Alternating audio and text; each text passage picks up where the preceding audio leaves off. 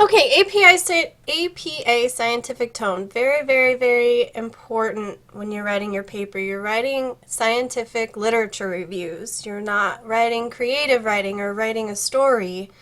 You're writing, a literature review that is a basic overview of, your topic and the authors that you're using and the references that you're using, the sources, etc. So very different format and tone when you're writing scientific as opposed to creative writing.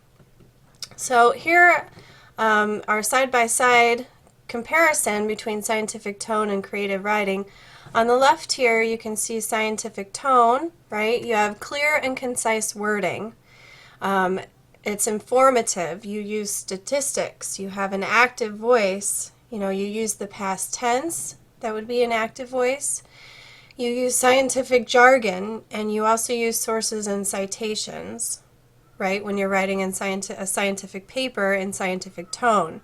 And then when you compare that to creative writing uses repetitive and descriptive wording, has a lot of adjectives. So also, for creative writing, you have catchy phrases. You're trying to, quote unquote, catch the reader's attention.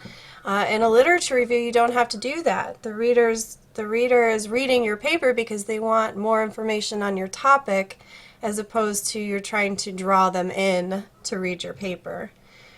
Creative writing provides a setting and tells a story. You're not doing that with scientific writing or scientific tone. Creative writing uses everyday language or style, what I like to call street style, or also, how you speak on a regular basis. How you write scientifically should be different than how you speak on a regular basis, unless, you're just an absolute genius. And then also for creative writing, no sources or citations. That's a big one. That separates creative writing from scientific tone. No sources or citations because that's you. You're telling the story. You are the source. So your introductory paragraph, very, very important in scientific literature reviews. It provides a brief background of the topic. Also your rationale, which would be, your thesis statement for writing this paper, and a succinct thesis statement or what will be discussed in the paper. Here are some things to not include in the intro. Again, just the basics that separate creative writing from scientific tone, scientific writing. You do not want to tell a story or provide a setting in the introduction. You do not want to overuse adjectives and other descriptive phrases. Just cut to the chase or omit what I like to call the fluffy stuff, right? Avoid using common phrases like a huge milestone or paved the way or opening a new door. Don't say any of that. Just say what you want to say, what you're going to say in the paper, and don't use these common phrases. What you want to include, you want to try and begin with a cited statistic. There's always quantitative data. Well, there should be quantitative data that supports your thesis or your topic. So if there is a statistic available, definitely use that in scientific literature. Try to use and cite multiple sources in your introduction.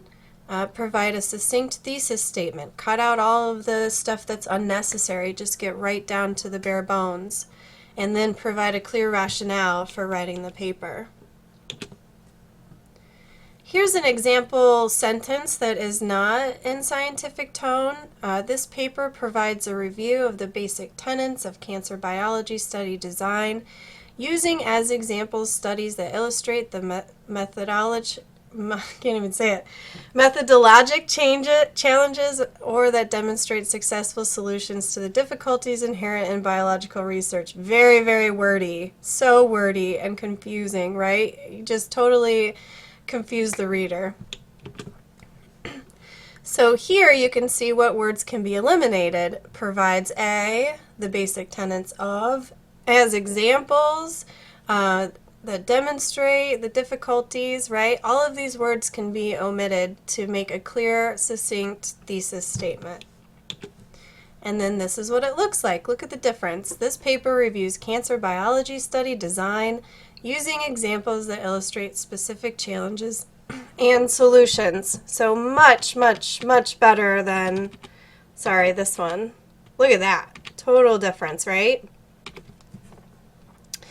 So the items that were taken out, you took out all the descriptive adjectives, any repetitive verbs, nouns that were used as verbs. Again, what I like to call fluffy stuff.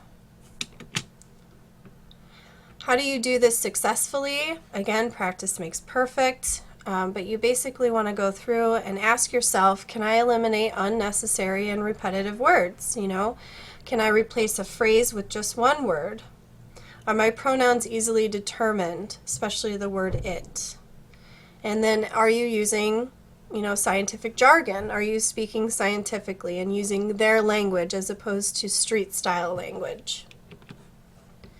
Like I said, practice makes perfect. This type of writing is very difficult. I mean, I still have a lot of trouble, you know, writing scientifically, and so it's really good to be a good self-editor. And to also, you know, have me, of course, and I can help you along the way, edit your papers. That's what I'm here for. Checking for scientific tone, again, is at the editing level. If you self-edit, you should self-edit. I hope that you self-edit before you submit it to me. But if you self-edit, you'll catch most mistakes. And one of the biggest ways to successfully self-edit is to read it out loud. You know, when you read it out loud, you can hear yourself speak, right, and what you're reading, and notice any things that you can take out or maybe some grammar mistakes. So when you're writing this paper, try, you know, to read it out loud and self-edit before you submit it to me. That sentence I took right here from this online, and it's on slide 31. And that's it. Let me know if you have any questions on scientific tone. Again, you know, just eliminate all the fluffy stuff. There's no need for excessive adjectives, repetitive words.